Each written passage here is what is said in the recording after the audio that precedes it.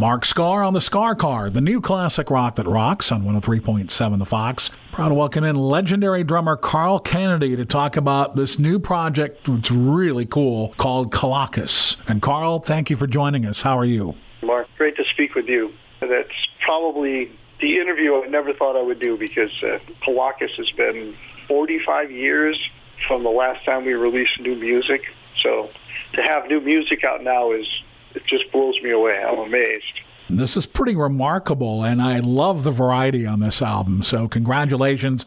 It's a big deal anytime you release new music. So congratulations on that. Thank you. I love being creative, and I love continuing to record, and this was a great, unexpected opportunity to have new music in the marketplace.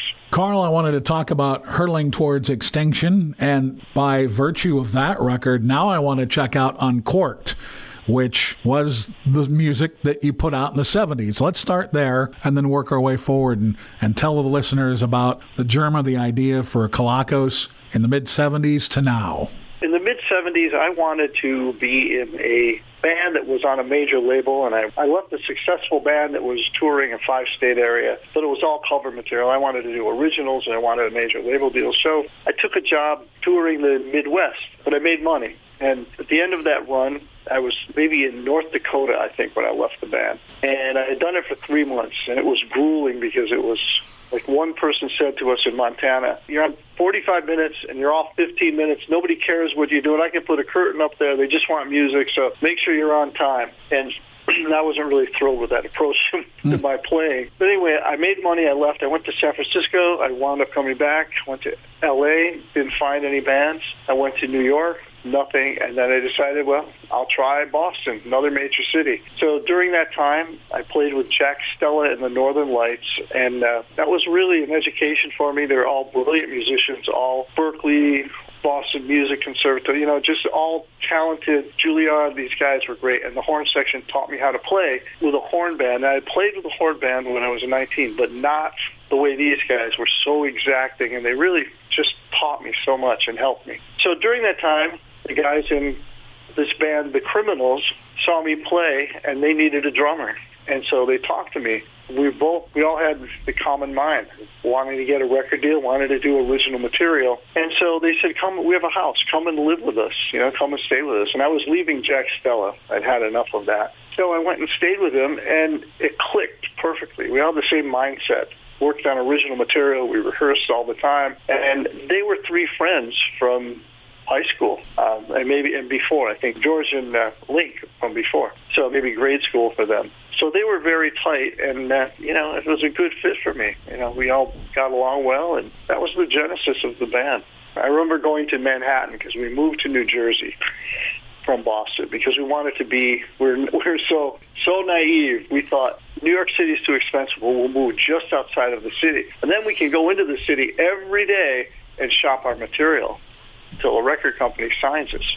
So, of course, we were in Bahia. We didn't realize that just outside of the city is probably an hour-plus commute to the city. So Link and I went one day, and we were everywhere. We went to these offices, and we would say, here's our 45, the first one we did, which is There's a Feeling and Funky Day, and we were very proud of it. So we were taking it around, and we give them a 45, and they say, okay, thanks. And as you walk out and you hear right behind you when the door closes, you can hear it smashing into the garbage can. So nobody was interested.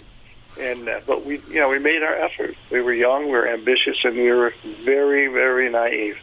So then fast forward to this first record, which is called Uncorked, came out, about 8-10 years ago, and it had a pretty good reception to it, I think.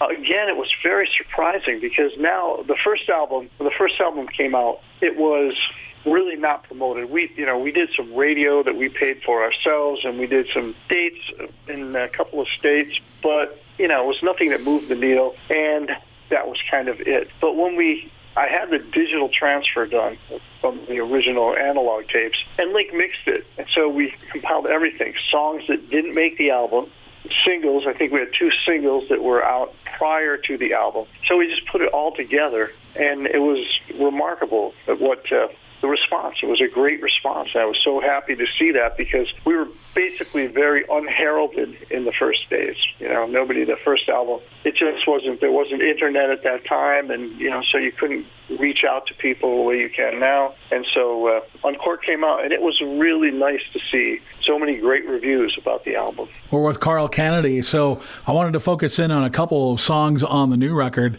Hurtling Toward Extinction, and I call them records because I'm old. Play It Like You Mean It, which features you on vocals, little drum solo, little double kick at the end. I like it. Mm-hmm. For this project, Link has been the producer, songwriter. He and George wrote all the material, although Mark wrote a song with Link's sister, actually, wrote the lyrics, and Mark wrote the music and possibly lyrics. So this has been a labor of love for Link. He's worked very hard on it. And during the process, he said, because we all sang in the old days, so, we used to perform, and we did a lot of gigs, so we all sang. He wanted me to sing a song, and I'm like, I'm not going to sing a song on this album. There's no way. I don't sing. Like, the only thing I do when I do my demos, I play all the instruments, and I sing, and then I present to the band as one cohesive idea, but it's not meant for public consumption. And so Link was like, you're going to sing it. It took him 4 months. To convince me to sing the song. I'm like, no way, not having it, not doing it. I don't sing lead on songs anymore. And he's like, no, you got to sing it. It's fine. So then what finally convinced me after the 4 months of cajoling and begging and just demanding was he sent me a recorded version of him singing, and it was line by line. And I thought, how pathetic am I? Like, he's just a spoon feeding me line by line. Okay, I'll sing the freaking song. And so that's what happened. But it was definitely, it wasn't like, oh, yeah, I'm on board with this. That's great, man. Thanks. You wrote a song that I can sing. And it's like, no, it's got a drum solo intro. And, there's a little breakdown in the middle with more drum solo. And it's like, yeah, okay. But I wound up singing it. And I'm surprised that the few people I played it for didn't know it was me. So I think that's either good or bad, because if they really have nothing but crap to say about it, well, they didn't think it was me, so I can't take it personally. Talking with Carl Canedy, people that know me real well, Carl, know that I'm an absolute metalhead, and it goes back to high school. I don't remember. Well, it goes back to Kiss, which I don't know if they're metal or not. I digress. Kiss was one of the first metal bands out there. I mean, and look at them now. Right. It's still going strong, and they've always been a heavy band. So it started there, and then I got into a Cheap Trick phase, more power pop, love them. But then Black Sabbath, Ozzy, Maiden, Priest, on and on and on. Loved it all. I have to say, you have great taste, because those are all killer bands. I love Cheap Trick as well. Even though they're not quote-unquote heavy band, they're a great band.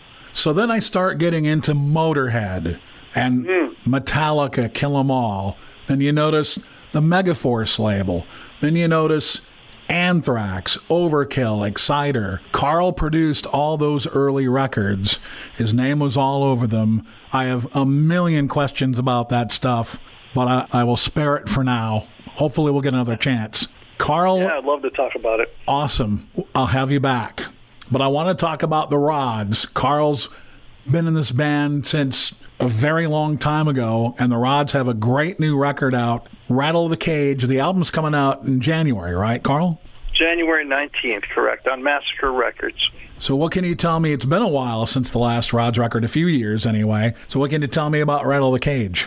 Rattle the Cage is, I think, one of the best Rods albums we've done. And I know every band member says when they're interviewed, oh, that's the best album we've ever made, of course, being the newest one, because it's fresh in their minds. But I think by all accounts, everybody who's heard the entire album feels the same way, that it is, probably one of our best albums since the beginning, since the very first album.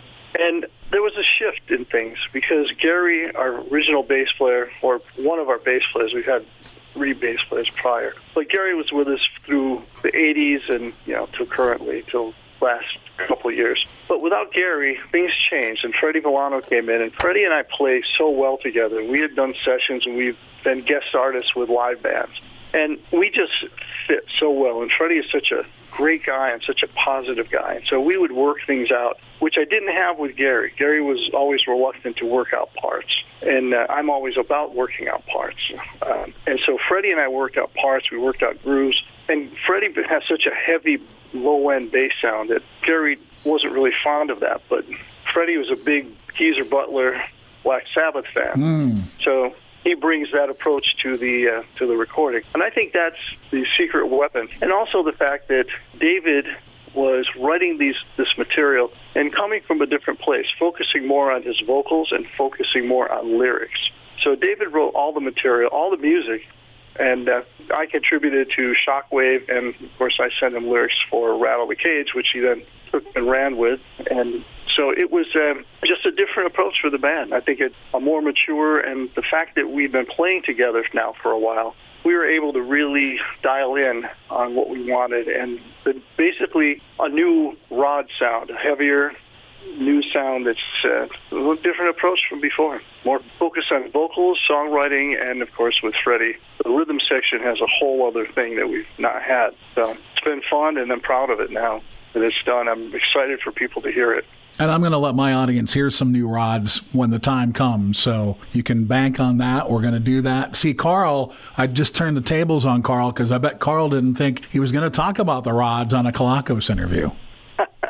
I didn't think I would ever have an interview regarding Kelakos. I thought that was how many years ago in the past, 45 years between the last new music. So this is a great treat for me to be talking about it and to be talking to a metalhead about it.